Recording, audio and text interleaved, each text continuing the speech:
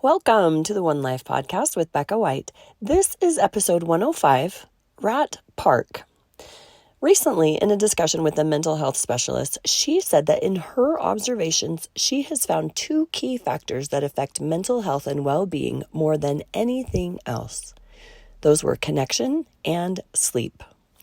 We will save our discussion about the effects of sleep and lack thereof for another day.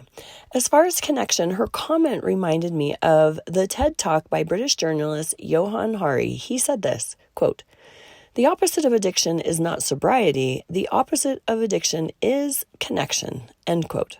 He cites a study done in the 70s and 80s where rats were left alone in a cage with 2 bottles of water, one laced with heroin. All of the rats eventually overdosed.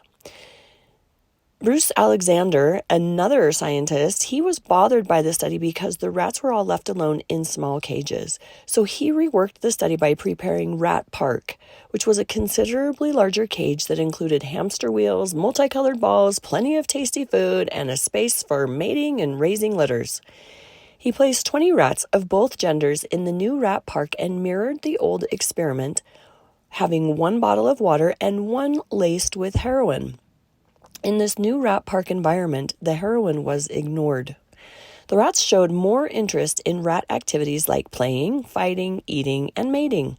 In this experiment, he discovered that with social stimulation and connection, the addiction to the heroin water disappeared.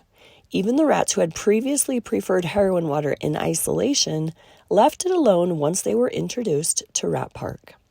Johann Hari finishes his TED Talk with his original statement, saying, quote, "The opposite of addiction is not sobriety.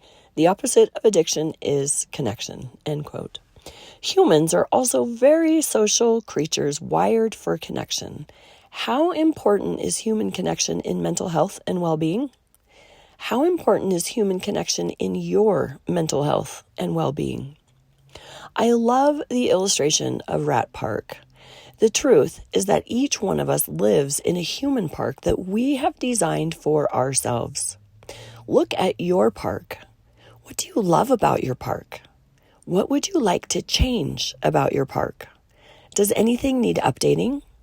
How are your connections with the people that you love? Do any of these connections need strengthening? As you continue to update and expand your park, you are caring for your mental health as well as those around you as you model what that looks like. Today's invitation is to expand your park.